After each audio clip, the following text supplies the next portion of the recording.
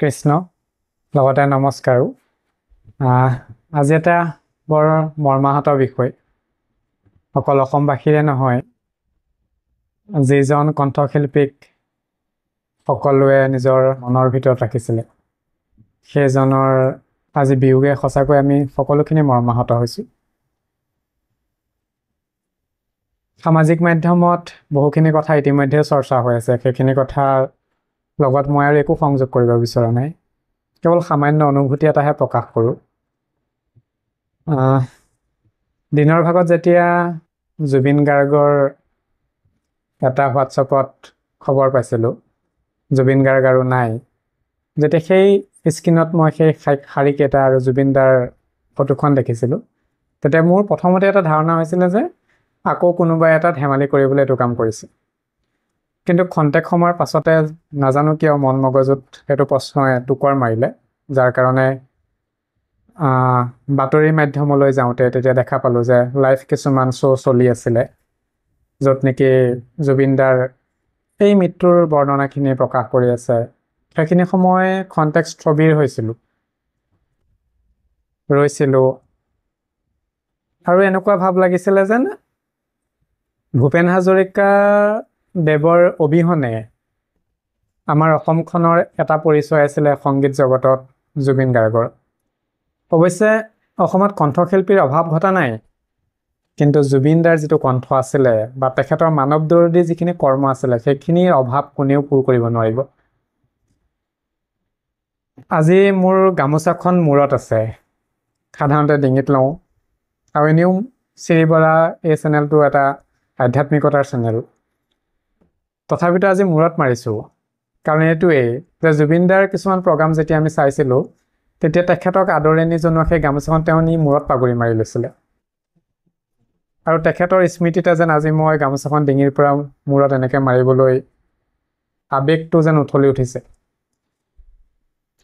লগত আৰু এভাগ কথা প্ৰকাশ কৰোঁ এইখিনিতে। যেতিয়া জুবিন দাৰ কিছুমান গীত শুনিছিলোঁ, অৱশ্যে তুলনামূলকভাৱে মই আধ্যাত্মিকতা জগতৰ লগত যেতিয়া বিশেষকৈ জড়িত, সেইকাৰণে আধুনিক গীতখিনি কমকৈ শুনো। কিন্তু জুবিন দাৰ কণ্ঠত কিছুমান গীত প্ৰায়ে আমাৰ ঘৰত বাজি থাকে, টোকাৰী গীতেই হওক, বৰগীতেই হওক, বা অন্যান্য যিখিনি শাস্ত্ৰীয় মাৰ্গত থকা গীত আছে, সংগীত আছে, সেইখিনি বাজি থাকে। আৰু এটা দিনৰ সৰু এটা স্মৃতি মই প্ৰকাশ কৰিব বিচাৰোঁ এইখিনিতে। এটা ষ্টেজৰ পৰা জুবিন দাই সত্ৰ সংস্কৃতিক লৈ কিছু কথা কৈছিলে, যাৰ কাৰণে তেখেত সমালোচনাৰ পাত্ৰ হৈছিলে। সেইখিনি সময়ত কিন্তু মোৰো মনত সেই প্ৰশ্নটো আহিছিলে যে জুবিন দাইনো শেষৰ কথা কিয় ক'ব লাগিছিলে, আজিনো মানুহে তেওঁক কিয় এনেকৈ ক'ব লগা হ'ল। ষ্টেজৰ পৰা কোৱা সেই সত্ৰ বা অন্যান্য আধ্যাত্মিকতা জগতৰ সত্ৰাধিকাৰ প্ৰভুসকলকে লৈ এনেকৈ যিখিনি কথা তেখেতে প্ৰকাশ কৰিছিলে আৱেগিক হৈ, সেইখিনিত সপক্ষে নাছিলোঁ, সেইটো সঁচা কথা। কিন্তু তেখেতৰ কৰ্মজীৱনত, তেখেতৰ সংগীতময় জীৱনত তেখেতৰ যিমানখিনি অৱদান আছে, সেইখিনি অৱদান কিন্তু আন এজন শিল্পীয়ে পূৰাব নোৱাৰে। তাৰ কাৰণে তেখেত সদায় আমাৰ হৃদয়ত থাকিব। বৰ দীঘলীয়াকৈ নকওঁ, কিন্তু এটা বাৰ্তাই প্ৰকাশ কৰি থৈ যাওঁ যে জুবিন গাৰ্গৰ অভাৱ কোনেও পূৰ কৰিব নোৱাৰিব। তেখেত অকল সংগীত শিল্পীয়ে নহয়, মানৱদৰদী এজন মহান মানৱতুল্য ব্যক্তি। পৃথিৱীততো অজস্ৰখিনি মানৱ আছে, কিন্তু মানৱদৰদী বহুত কম আছে। মানৱদৰদীৰ যদি উদাহৰণ দিবলৈ যোৱা যায় সুদূৰ ভৱিষ্যতত, তেতিয়াহ'লে জুবিন দাৰ নামটো নিশ্চয় আহি পৰিব সেইখন তালিকাত। আধ্যাত্মিকতাত এটা কথা আছে যে এই মৰতলৈ অহা সকলো জীৱই এদিনাখন ইয়াৰ পৰা বিদায় মাগিব লাগিব।